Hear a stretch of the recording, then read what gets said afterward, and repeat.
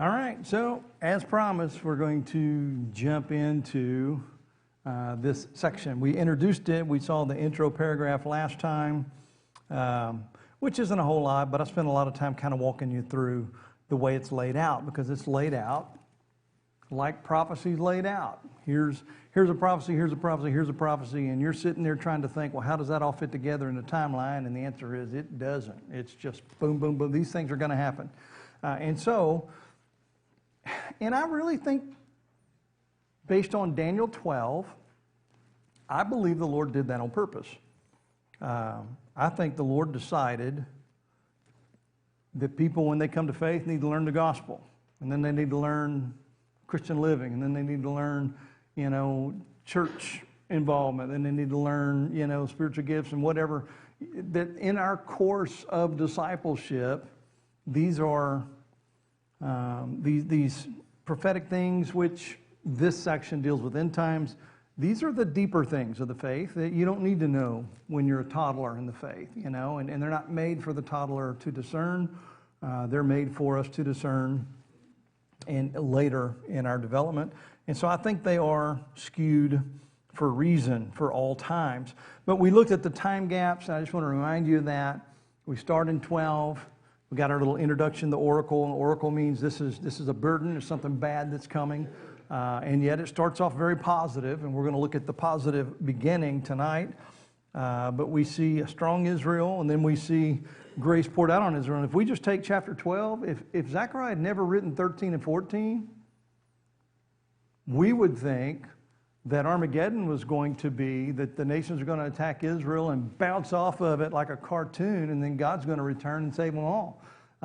Those things are going to happen, but that's all chapter 12 deals with. 13 comes back with grace and good stuff, and then only mid-13 do we see what's in between, that suffering that comes between the return and the beginning. And so just remember that, and I'm going to do my best as we go through to say, here's where we are on the timeline. I chose to, instead of calling this Armageddon, which is so often is called, and it's called that biblically.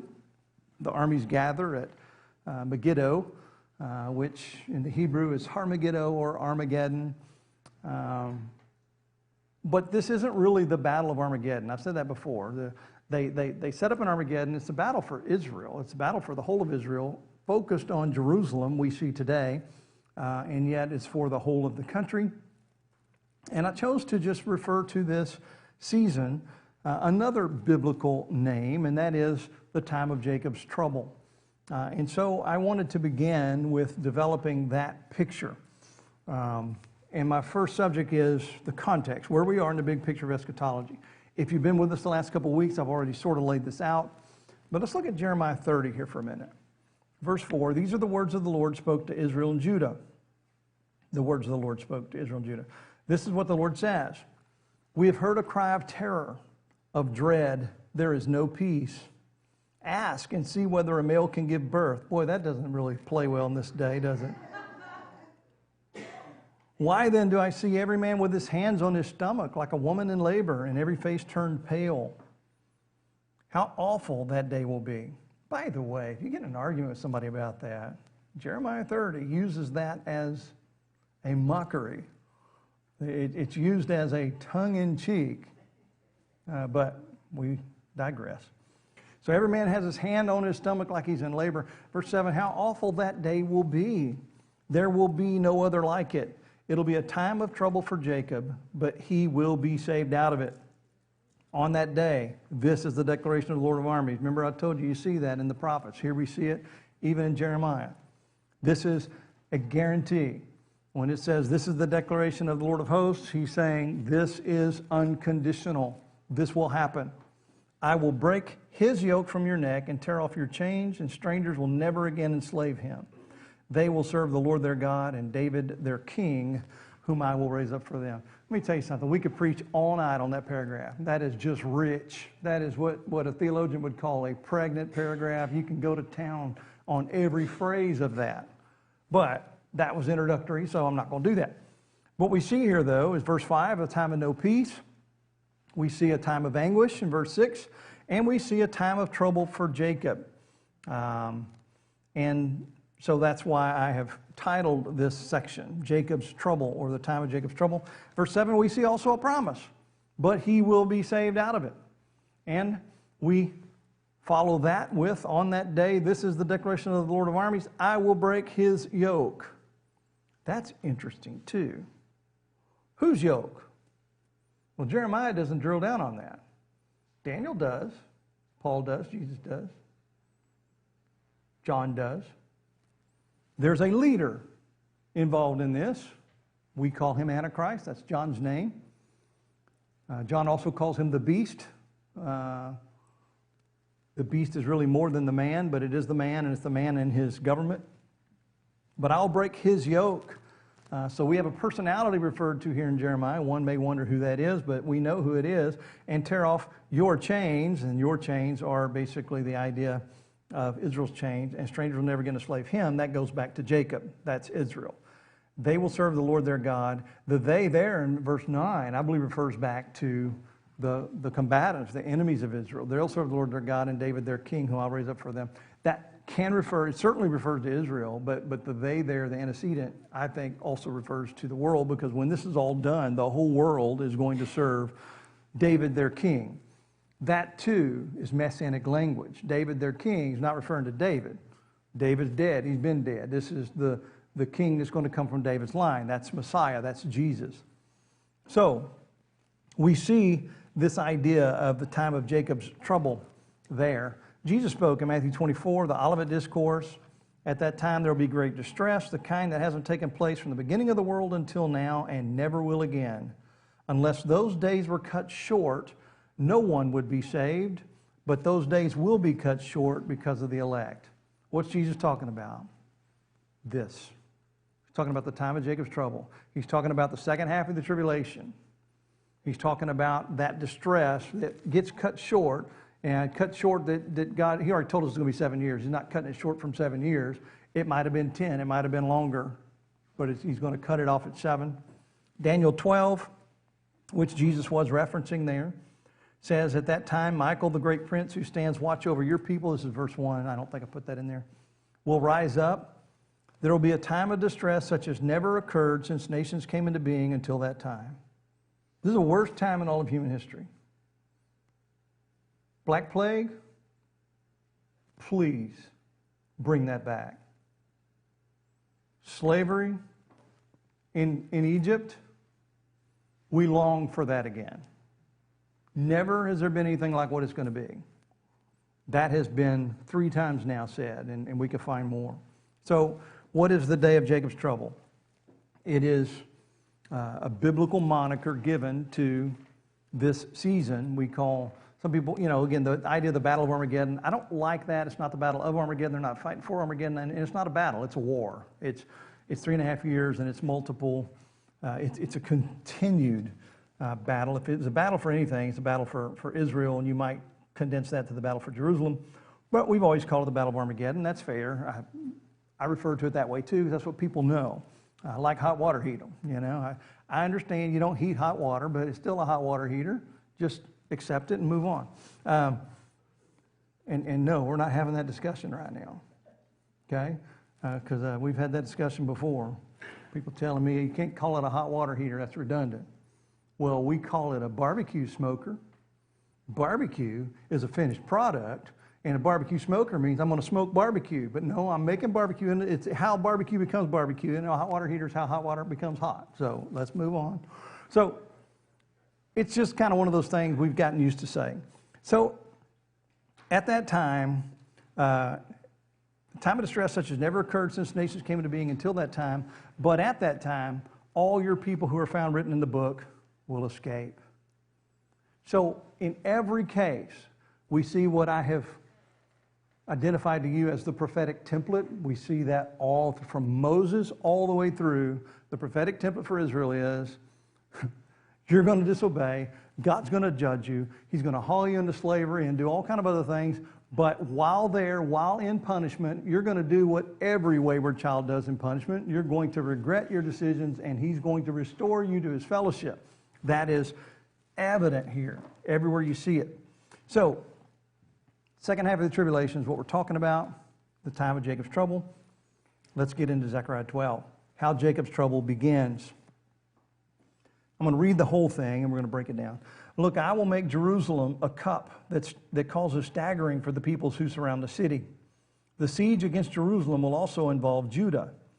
On that day, I will make Jerusalem a heavy stone for all the peoples. Before I get into the note, let me just pause there. One of the things prophets do when they start a prophecy, he says, behold, let me tell you something, about to tell you something. I'm going to make Jerusalem a cup that causes staggering for the people. You go back in context, and we were talking about a declaration, an oracle. The Lord stretched out the heavens, formed, here's an oracle. What is the oracle? Well, he just starts with that. I'm going to make Jerusalem a cup that causes staggering for the peoples. And so you're listening, you're like, okay. We don't know what the subject is yet. The siege against Jerusalem,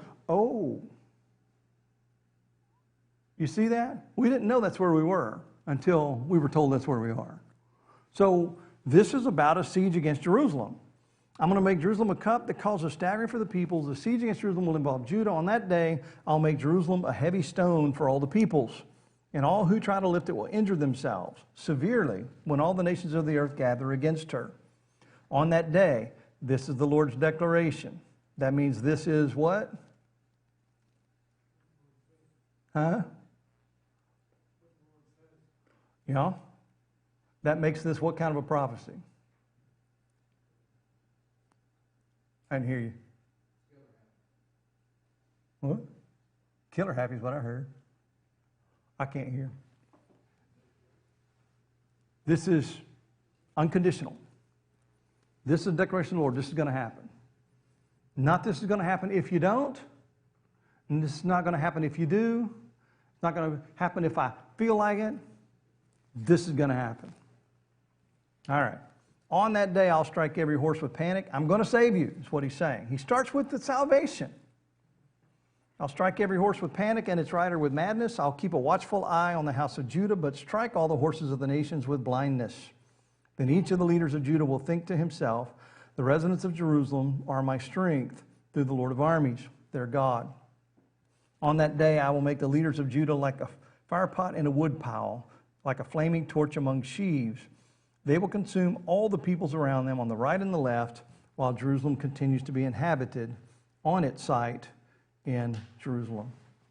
So, working through that, our first bullet point is God preserves Israel. I shouldn't say from harm, I should say from destruction. Because as we read the rest, we realize that there's going to be harm. Changing that in my notes now. Look, I will make Jerusalem a cup that causes staggering for the peoples who surround the city. The siege against Jerusalem will also involve Judah. So the idea of a cup that causes staggering is the idea of drunkenness. You drink of this cup, and it makes you drunk. And now whatever was in that cup, it was pretty powerful stuff. They're going to be like drunks is sort of the word picture there. And Jerusalem's going to be like that which causes the staggering of the people surrounding the city. And so we have three groups here. We have Jerusalem, the city. We have peoples who surround the city. And that can be read two ways. But the way I'm reading here is because he goes from there to the people who surround the city to the siege against Jerusalem. And I think I just did that totally wrong because I'm reading that differently now. The people who surround the city, in your notes, says those who are the suburbs. That's not the suburbs, to use our term, because I'm seeing that as concentric circles. But no, he's referring here to the armies that are fighting against them. Wow. And then we have Judah. So we have Jerusalem and Judah. Judah is the tribe that Jerusalem is in, and the staggering is going to be done from the nations. He's going to drill into that. So this involves all of the nation. It's Jerusalem, but it's also outside of Jerusalem. But the idea of attacking Jerusalem, kings throughout all of history know. You attack the capital, the people are yours. Ask Alexander. Attack the capital, the nation's yours. And so Jerusalem's going to be the target. So the picture here then is God is preserving Israel such that Israel and Judah, the bigger area, and I put plus the servants, but that's not really what that's saying. They basically form an impregnable layer. The attacks are going to just bounce off, if you will. And so our next bullet point then is verse 3. The attack on Israel is going to actually harm the attackers. And this is like the little girl that goes and wants to beat up her 250-pound linebacker boyfriend, and so she's just like bang, bang, bang. Oh, I hurt my, hurts her wrist on his chest, kind of a picture. On that day, I'll make Jerusalem a heavy stone for all the peoples. All who try to lift it will injure themselves severely when all the nations of the earth gather against her. Now, I'm going to spend a lot more time on this phrase than normal for a phrase like this, but there's some good reasons for it. First of all, we start with on that day. You're going to see that repeatedly through here. On that day, on that day, on that day, on the day. Talked about this a lot, so I'm not going to drill down on that a whole lot. But this is a typical reference connected to a day of the Lord season. The word day is yom. We've talked about yom. It means day as a 24-hour period. It also means day as a season. Like your dad says, back in my day, I walked to school 25 miles in the snow, barefooted. And so that idea of day isn't necessarily a 24-hour period. Sometimes it says in a single day, and we know that's a single day. Most of the time through context, we know whether it's a 24-hour period or an extended period. We know from the big picture of eschatology that this is a 3.5-year period. It is half of the tribulation period, which is 7 years. This is the second half. So on that day is a way that prophets often speak of a time of judgment. More times than not, on that day statements are day of the Lord statements. There are times when they're not. There are times when God's saying, I'm going to do this, and on that day this is going to happen, and it's not a day of the Lord statement. But in this case, it is. We see the context. We've been given the context. We've been discussing the day of the Lord. It doesn't tell us we are discussing the day of the Lord using those terms, but we know that we are because we've been discussing Israel's falling away, Israel's being regathered, and we've been discussing Israel's permanence with the Lord, and this is that process. And so theologically, it's easy to put that together and know that this is indeed a day of the Lord text, even though it's not saying day of the Lord, but it is saying on that day. And it's going to say that a lot, referring to this season, this season, this season. And so Zechariah warned of the regathering. He warned of persecution. He told of their final salvation. That's all day of the Lord stuff. So here in 7 verses, 6 times we see on that day used to tie the prophecy to this season. So on that day, I will make Jerusalem a heavy stone for all the peoples. Another thing I want us to pay attention to as we work through is we're seeing peoples and nations. I wish translators would be consistent, but they're usually not. And peoples and nations are fine, but I think if you're going to see the word I mean, make it peoples or make it nations and keep it the same. So that when we're studying together, we see people, then we see nations right next to it. We want, oh, Nate, what is this different? No, it's the same word. And so people, nations. We're going to have one use of nations later that's going to be goyim. And that's going to tie it all together. So here the word amim just means people groups. Now the difference between amim and goyim is amim means people groups generally. Goyim means people groups excluding Israel. There are Jews and there are goyim. And if you have any Jewish friends, and you've ever hung around with Jewish people, you might get a joke thrown your way. Oh, this is our goyim friend, you know. And the Jews will laugh and you'll go, yeah, yep, I'm actually German, so watch out, you know. I don't know. It's just a joke. Jews joke about that a lot. This is our resident goy. So here what we're seeing consistently is amim, but at the end we're going to see goyim, letting us know that these are the nations other than Israel. Of course, Israel's not attacking Israel, so it's kind of self-evident anyway. But peoples and nations are the same Hebrew word through this. And this is the people groups of the world. We're going to be, trying to remember specifically, I think he intonates the whole world here later, but everywhere else we read about this, we know that all the nations of the world are going to be gathered against Jerusalem. That includes us, by the way, if we're still around as a nation. Includes us. Everyone's going to be against Israel. And that's the nature of Armageddon, is it's the whole world versus Israel. Because the whole world's going to be led by a singular world leader.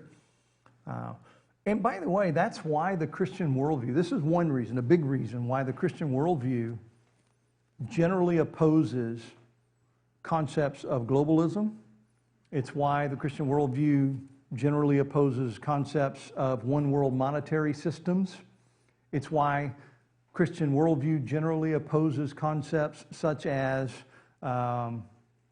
maybe not the UN, but a one world order is getting talked about at Davos a lot this week. The idea that we're all, as nations, going to cooperatively create this world government sort of all of that is the slip and slide to the end. We know that, we've seen that, so we oppose that because who wants to start the tribulation tomorrow? You know, we want to hold that bad boy at bay and wish it on our children is what we're really doing. But you know, nobody wants to live through that, and so these are this language very much fits the big picture of eschatology. The whole world will be against Israel.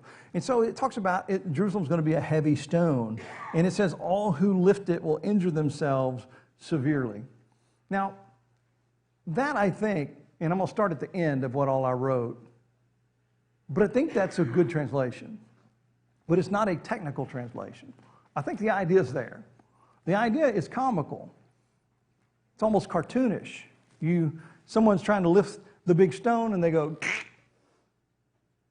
and they threw their back out, and now it's like, I can't do anything, I'm useless, and the next guy comes along and like we're all trying to pull out Excalibur or something, and it just won't budge. That is the picture generally, and I think that because of the layout of the text, I think that is intended to be seen, but the language itself is more technical than that. The word injure themselves is actually a redundancy of sarat, the same Hebrew term twice in two different forms, and I'll skip the forms because they're complicated. But the first form is just a general verb, but used like an adjective. Like if it's going to be cold this weekend. How cold is it? It is coldly cold. You know, it is cold, cold. The first cold is an adjective. The second, actually, they're both adjectives. You know, depending on how you use them. Cold's not a verb, but the idea of fastly fast, that's another adjective. What's a verb? Running. He is running, or he is working, like that. But he workingly working, if you will. So the redundancy there, adjective of the verb, informing the verb, just accentuates and embellishes it. But the key is the actual verb is third person. That means a lot to the text. Because even though I do believe the picture there is that they're going to hurt themselves, there's a third person that's acting upon that verb. It's not them and it's not us. It's not Israel and it's not the nations.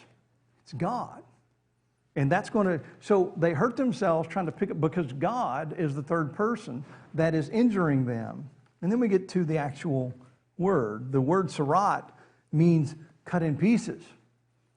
So cut in pieces, they're cut in pieces. They're cut in pieces, kind of a picture again. I don't, just really redundant there to say that they are absolutely going to fail at trying to lift the stone, but it's not it is that they're going to be slaughtered.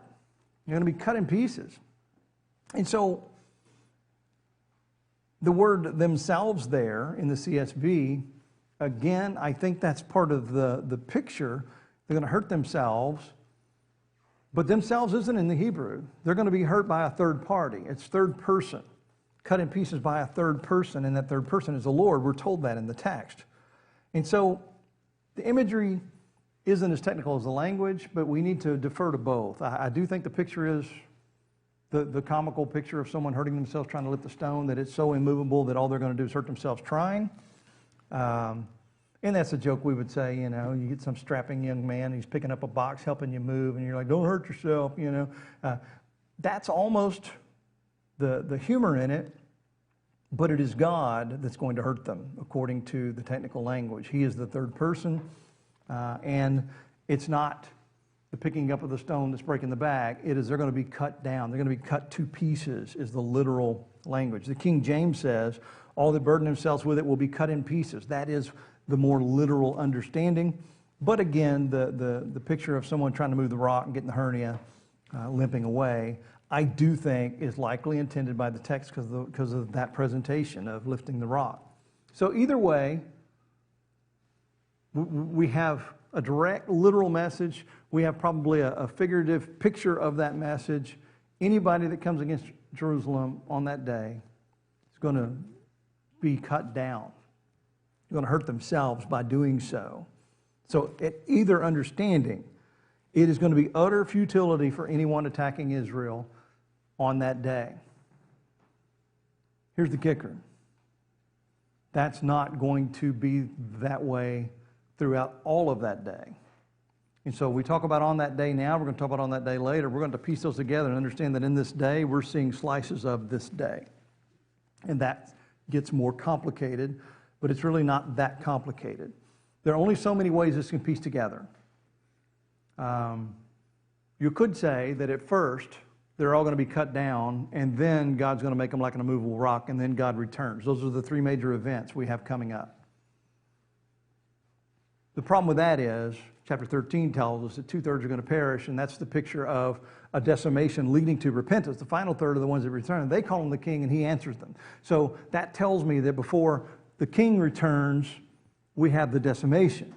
So stage one is they are, this text says like David, they are immovable rocks. Stage two is God lets them be whittled down, and he punishes them, particularly those who will not receive his Christ. And then by the end, the last Jewish, man, woman, or child, whatever it is, comes to faith. That last decision is made, and the Lord now has his redeemed Israel. And that Israel has been calling on him, and he says, I'll be right there. Jesus cracks the sky, and we have the return of Christ. So that's all the picture there. But right now, this has to be the beginning for that reason.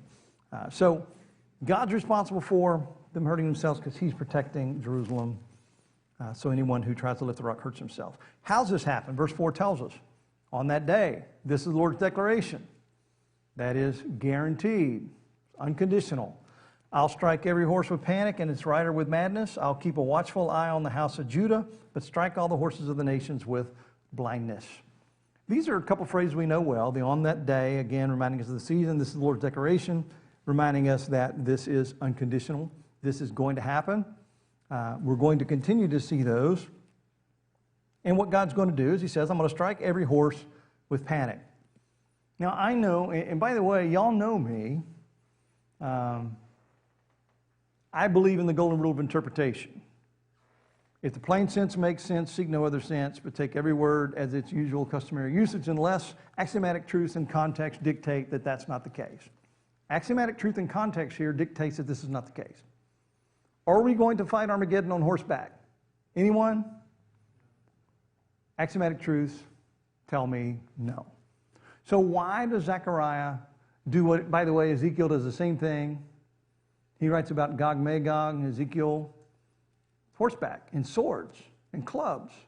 When I was a kid, I remember hearing conservative Bible theologians, why I remember this as a kid, I don't know. I was a weird kid. I remember hearing people say that Armageddon and Gog, Magog, which back then they thought they were the same. I do not. But they were going to be fought on horseback with clubs and swords. What's Ezekiel supposed to say? What is Zechariah supposed to say? Yeah, man, F-22 Raptors are going to come through there, and there's going to be rockets flying. And he doesn't know what that stuff is. All he knows is the weapons of war, the implements of war, the things of war that move you, these navigational aids. And so when he says horses, that's all that God can communicate to him, that he can communicate to his people. It's going to make any sense. Warfare, your modus operandi of movement and warfare are horses and chariots and clubs and all that whatnot. So, yeah, in this case, striking every horse with panic, if we understand that, what would the horses be in our day? Well, I do think F-22, if it happens tomorrow, Lockheed Martin's got some new things coming in, whatever the biggest and baddest thing everybody's using at that time, it's going to be probably planes, probably ground assault vehicles, probably different things, whatever's used for war. But we're talking about these navigational weapons that get us from here to there. By the way, in modern warfare, unlike old warfare, our navigational tools are also our weapons. We drive our weapons. In Zechariah's day, the horse didn't shoot rockets. You didn't ride the horse up and point him at your enemy, and he went after him. In our day, you do. So in our day, to take the prophecy and try to apply it to a modern setting, we understand that our vehicles of war are also our implements of war. So that matters when you read what he does. He strikes every horse with panic. Timahon is the word, and it means astonishment, the idea they're surprised. And surprise happens when something happened I didn't anticipate. You're never surprised when, you pull the trigger, the gun goes bang. You take a sip of someone's water, and it's Sprite. That's surprise. It was just Sprite. If I had known that, I wouldn't have spit it out, but sorry for your laptop. Those things that you're anticipating don't happen, that's surprise, and that's the idea here. And panic is a good word because it's the idea of that results from surprise, that unexpected is happening, and so the unexpected is then the response to the person that was involved in the unexpected. So we apply this again to the modern world. A horse stricken with panic, probably, I would say, most likely, would translate to navigational systems gone awry. How are all of our munitions guided today? GPS. So you fire the rocket, and don't miss the whole picture.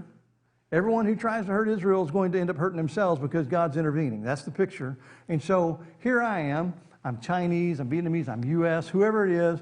I'm shooting this laser-guided missile right at, the headquarters, if it happened tomorrow, Netanyahu's house, whatever. And all of a sudden that thing turns back and hits one of my guys. And they're like, what are you doing, Klutz? And I'm like, dude, I shot it right, man. This computer's... And it's all going crazy is the picture. That's what I'm seeing. The text is the text. I'm going to strike the horse with panic, and it goes on, the rider with madness. That's shigayon, and that's kind of the British idea of madness. We use mad for anger in U.S. English, but the original English, the idea of madness was craziness, insanity. And that's what Shaga means, is insanity. So the rider, the horse, is going to be the pilot of the implement, and he's trying to fire his weapons, and they're not going where they're supposed to go, and he's killing his own enemies, killing his own friends, friendly fire. And so he's just probably going nuts and beating up the cockpit right about then. So that makes sense in a modern warfare setting, but it's written 6th century BC, when horses and riders would have been the way God would communicate it to the prophet and the way he would communicate it to the people. And we can now, at our day and age, knowing that hasn't happened yet, sort of extrapolate what that might look like. So God's going to cause interference between the means of attack and the people controlling the means of attack, such that they hurt themselves. And that is very clear in the text, and that, he says, is guaranteed. And then he follows it with, I will keep a watchful eye on the house of Judah. That means I want to make sure they're not injured in this attack. And I put in parentheses there, at this time, because that's not going to stick, but that's how it's going to be at the start. He says, but I will strike all the horses of the nations with blindness. Again, nations, Zamim, all the people groups. And so, verse 5, we see the result. In Israel, then each of the leaders of Judah will think to himself, the residents of Jerusalem are my strength through the Lord of armies, their God. The leaders of Judah, those are the people, those are your government officials. your prime minister, your whatever it's going to be. So we see God showing us the outcome of his work to these individual leaders. Look at how it's read. The residents of Jerusalem are my strength through the Lord of armies, their God. The leaders of the country are recognizing God is doing this. Because I see the F-22 coming toward me and firing its rockets. And I'm like, this is it. And that thing goes off and hits his enemy, hits your enemy, hits his buddy, right? Or it goes out and turns around and blows him up. However that works. It's going to be mayhem. And the leaders of Judah, leaders of Israel, are going to be watching this and say, this is God. This is the God of Israel doing this. And by the way, it is. It's exactly right. Israel has been God's chosen people all through history. That has never changed. And that's not going to be different on this day. So they're going to understand that this is God's people and God is protecting his people. So from the start, God protects Israel for that reason. I have to argue. He shows them, I'm here, I'm alive, you've been living your liberal, secular lives out there, and those of you who are religious abandoned, crucified, and rejected me when I came as Messiah, but I'm still here, I'm still your God. And at the point this happens, this will have been the second time God does the same thing. Because Gog Magog is written the same way. The reason I don't think Gog Magog is the same as the day of Jacob's trouble is because the way the Gog Magog account in Ezekiel is written is there's only a few nations. Gog of Magog, Meshech and Tubal, these are Russian areas. I think Gomer is Germany. It's Russia, Germany, Iran, if the modern nations stay the same, and Black Sea, Turkey, a lot of that northern area and a few below are all going to attack Israel simultaneously. That's a very small footprint. It's not the whole world. It's those guys. And it's led by Gog of Magog. So which would be, if it happened today, it'd be Putin, you know, whoever's in charge of the Mishera, which is Moscow. So that war, and by the way, that war, the way that account is written, the same thing happens. They're going to attack, but fire is going to come from heaven and destroy them on their very mountain. But before that happens, their weapons of war are also going to be askew. They're not going to be able to land a shot. And in the modern age, you kind of wonder about Iron Dome stuff there. You know, possible, I don't know. But the Iron Dome's going to have to improve a lot over what it is now. But fire from heaven is going to destroy them. But in that case, the people know that God did it. The whole world goes back going, nope, ain't going back over there. And yet, Armageddon, they're going to go back over there. And the reason I think Gog Magog is early is because it says that the residents of Jerusalem will collect fuel from their weapons for 7 years. And I think that has to happen before